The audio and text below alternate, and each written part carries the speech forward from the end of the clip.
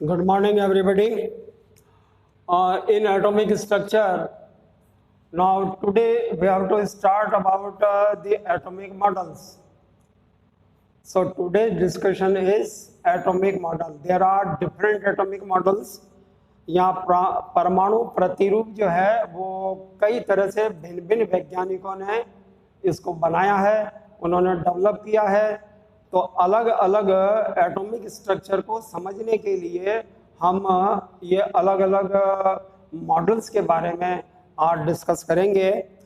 इससे पहले कि आपके परमाणु मॉडल्स के बारे में डिस्कशन हो, अब तक की जो समरी है वो हमारे पास में क्या है।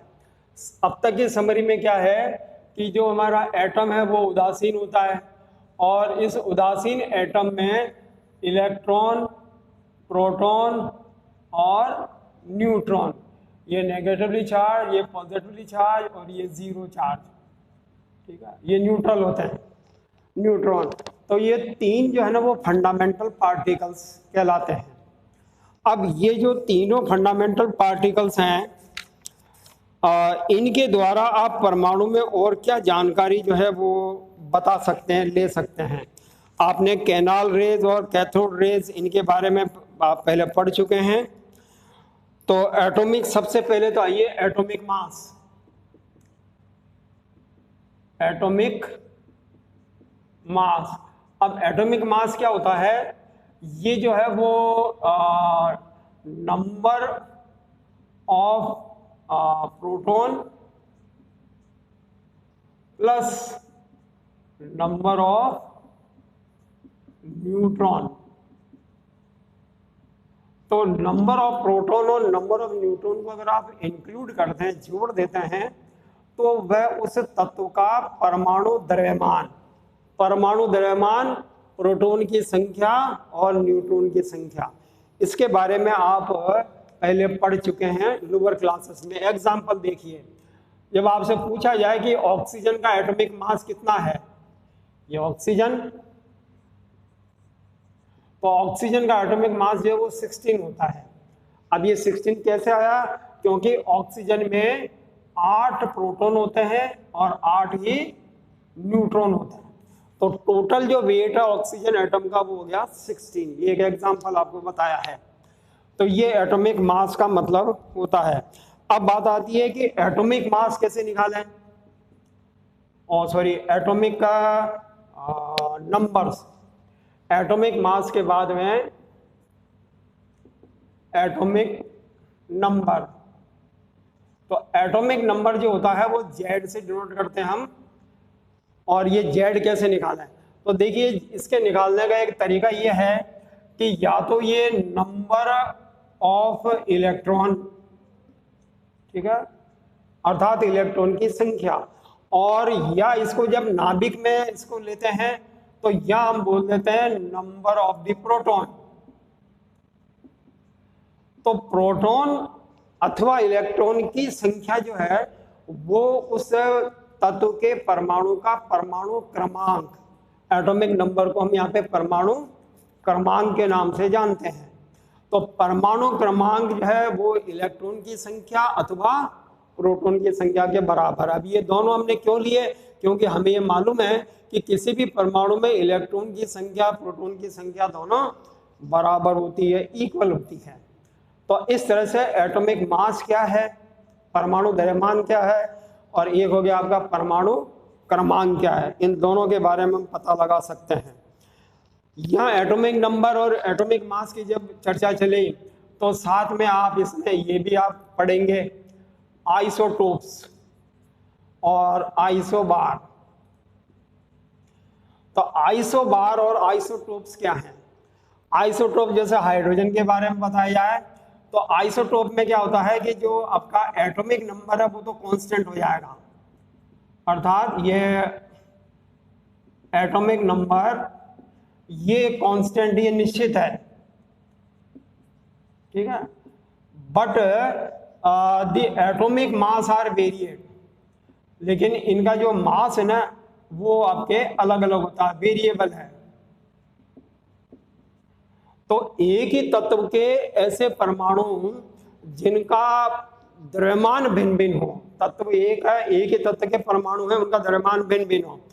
यह उदाहरण आप इस तरह से ले सकते हो, ये H1, H12 और H13, ये जो आपके 1, 2, 3 जो हैं ये एटॉमिक मास है। तो परमाणु द्रव्यमान तो हो गए भिन्न भिन्न, मास हमारा हो गया वेरिएबल, और नीचे जो आपके बाईं ओर लिखे हुए हैं ये है एटॉमिक नंबर, और ये क्या है, ये कांस्टेंट हो गए। तो हाइड्रोजन के 3 आइसोटोप हो गए, ठीक है, समस्थानिक 3 हो गए। कौन कौन से? ये प्रोटियम कहलाता है, ये ड्यूटेरियम कहलाता है, ये ट्राइटियम कहलाता है। तो प्रोटियम, ड्यूटेरियम और ट्राइटियम ये तीनों ही हाइड्रोजन के 3 आइसोटोप कहलाते हैं। तो ये आइसोटोप के बारे में। लेकिन कुछ तत्व ऐसे भी हैं जिनके एटॉमिक मास तो कांस्टेंट हैं, लेकिन अब यहाँ पे देखिए, यहाँ स्थिति बदल जाएगी, जो एटॉमिक मास है वो हो जाता है आपका कांस्टेंट, वो स्थिर है, लेकिन एटॉमिक जो नंबर्स हैं ये वेरिएबल हो गए, ठीक है। ये भी आवर्त सारणी में ऐसे परमाणु भी आपको देखने को मिलेंगे। तो इसका जो उदाहरण है वो है हमारा आर्गॉन, ठीक है, Ar। तो आर्गॉन का जो एटॉमिक नंबर है वो 18 होता है, मास इसका हो जाता है 40। और इसी को जब हम पोटेशियम से कोरिलेट करते हैं तो पोटेशियम का द्रव्यमान जो है ना वो 40 होता है, और ये जो नंबर है वो 19 होते हैं। तो आइसोबार जिसको कहते हैं समबार, समबार का मतलब ऐसे दो भिन्न भिन्न तत्व जिनके भार समान हो। तो ये 2 भिन्न तत्व हो गए, आर्गॉन और पोटेशियम। तो इनका जो द्रव्यमान है वो 40 हो गया, लेकिन इनका परमाणु क्रमांक अलग अलग होता है। तो ऐसे परमाणुओं को आइसोबार या समबार कहा जाता है। तो परमाणु संरचना के बाद में जब एटॉमिक मॉडल को आप पढ़ने जाएंगे तो उससे पहले आपको इन सब बातों की जानकारी होना आवश्यक है। तो isotope, isobar, atomic number, atomic mass, ये क्या होते हैं? शॉर्ट आंसर क्वेश्चन आपसे इसमें पूछे जा सकते हैं। अब हम आ जाते हैं development of the atomic model, अर्थात परमाणु प्रतिरूप का विकास किस किस तरह से हुआ। तो परमाणु की संरचना को समझने में, उनके संरचना का अध्ययन करने के लिए वैज्ञानिकों ने क्या क्या सहयोग किया। तो सबसे पहले हम डाल्टन से ही इसको शुरुआत करेंगे।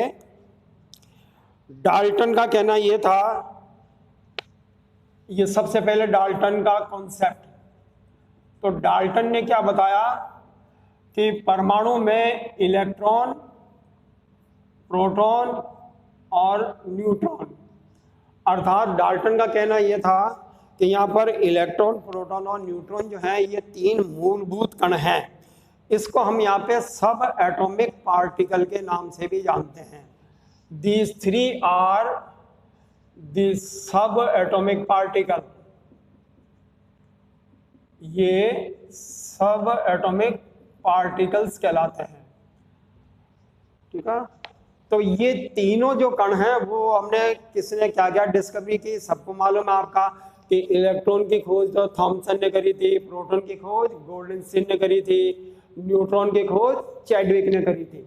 तो ये तीनों वैज्ञानिक जिन्होंने इन तीनों कणों के बारे में हमें बताया था। तो सबसे पहले जब इन कणों के बारे में मालूम पड़ा तो थॉमसन ने, जिसने कि इलेक्ट्रॉन की डिस्कवरी करी थी, उन्होंने ही सबसे पहला अपना परमाणु प्रतिरूप किया, अर्थात जो फर्स्ट एटॉमिक मॉडल है। अब हम सीधे एटॉमिक मॉडल पे आ जाते हैं। तो जो फर्स्ट एटॉमिक मॉडल है वो हमारा बन गया प्लम पुडिंग मॉडल बोलते हैं इसको।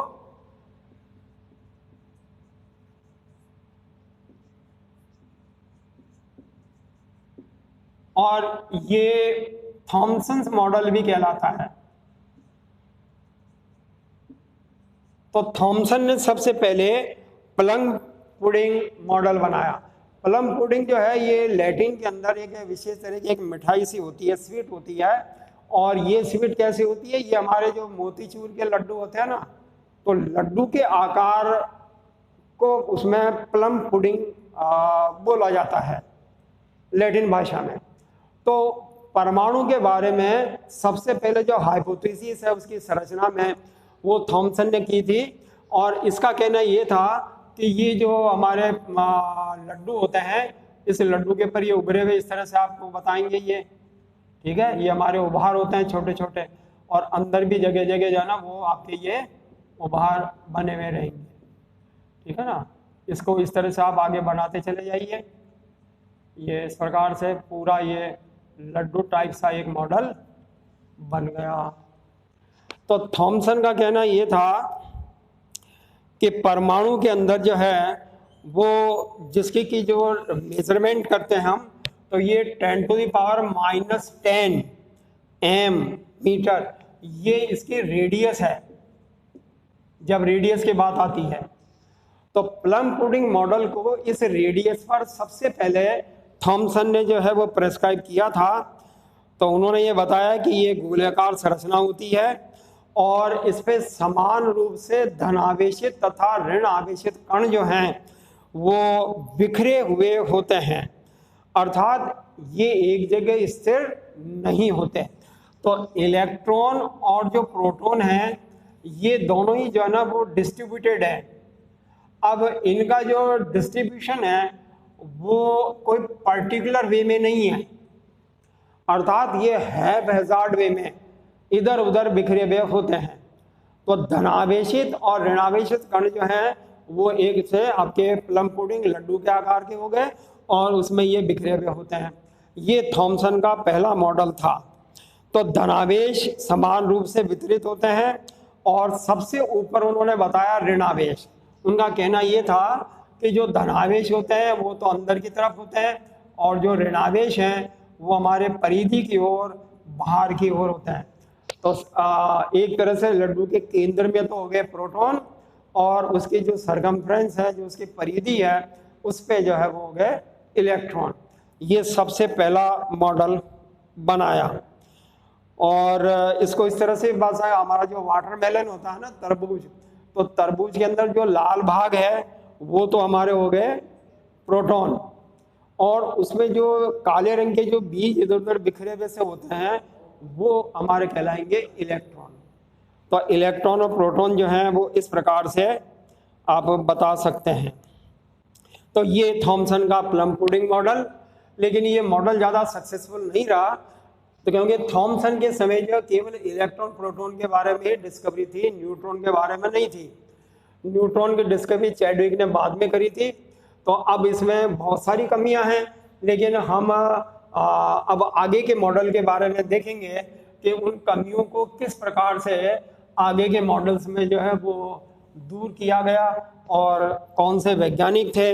तो अब हम सबसे पहले आ जाते हैं हमारा सेकंड मॉडल एटॉमिक। ये न्यूक्लियर मॉडल के नाम से भी जाना जाता है और इसको प्लेनेटरी मॉडल भी कहते हैं, ठीक है, ऑफ रुदरफोर्ड। ये रुदरफोर्ड के द्वारा प्रेस्क्राइब हुआ था। तो रुदरफोर्ड का इसको प्लेनेटरी मॉडल या ग्रहीय प्रतिरूप, ठीक है, के नाम से इसको जानेंगे, अथवा इसको न्यूक्लियर मॉडल मतलब नाभिकीय प्रतिरूप के नाम से भी इसको जानते हैं। तो देखिए यहाँ पर रुदरफोर्ड एक वैज्ञानिक थे। इन्होंने एक एक्सपेरिमेंट किया था। रुदरफोर्ड का जानना ये था कि थॉमसन ने जब ये बताया कि प्रोटॉन और इलेक्ट्रॉन बिखरे हुए रहते हैं, तो उनके दिमाग में ये बात आई कि अगर प्रोटॉन बिखरे हुए हैं तो वो एक दूसरे से प्रतिकर्षित होकर के और वो दूर जा सकते हैं। इलेक्ट्रॉन भी एक दूसरे से प्रतिकर्षित, क्योंकि सिमिलर चार्जेस बॉडीज हैं, तो ये क्या करेंगे, एक दूसरे को रिपेल करेंगे। तो रिपेल करके फिर उन्होंने ये बताया कि जब रिपल्शन फोर्सेस क्रिएट होंगे तो उस स्थिति में थॉमसन ने उसको एक पर्टिकुलर पोजीशन पे पुडिंग स्ट्रक्चर के अंदर उनको कैसे व्यक्त कर दिया। तो रुदरफोर्ड का जो है वो जानना, उनका अट्रैक्शन, उनकी क्यूरियोसिटी इस बात की थी कि परमाणु में धनावेश किस जगह होता है और ऋणावेश किस जगह होता है? धनावेश और ऋणावेश के मध्य आकर्षण होता है, इसलिए परमाणु में इलेक्ट्रॉन प्रोटॉन एक दूसरे को आकर्षित किए हुए एक निश्चित स्थान पे रह सकते हैं।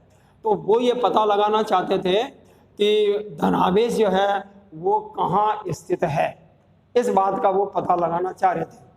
तो रदरफोर्ड इस बात को पता लगाने के लिए उन्होंने अपना एक्सपेरिमेंट भी किया, और ये जो एक्सपेरिमेंट है वो रदरफोर्ड एक्सपेरिमेंट के नाम से जाना जाता है।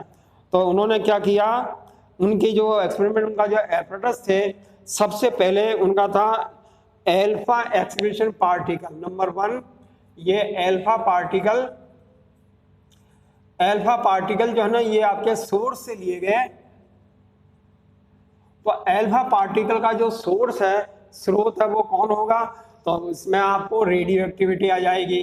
तो अब ये जो रेडियो एक्टिविटी है, इसके द्वारा हम एल्फा पार्टिकल को सेलेक्ट कर सकते हैं। आपको मालूम है कि रेडियो एक्टिविटी में एल्फा, बीटा और गामा, ये 3 पार्टिकल होते हैं।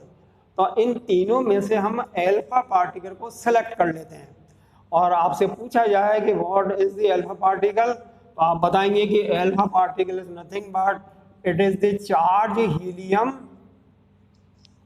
एटम। अर्थात एल्फा कण क्या है? वास्तव में एल्फा कण जो है वो धनावेशित हीलियम परमाणु ही हैं। ठीक है, तो ये एल्फा पार्टिकल जो उन्होंने सेलेक्ट की है। तो सबसे पहले तो एल्फा पार्टिकल, उसके बाद में फिर उन्होंने गोल्ड फॉयल,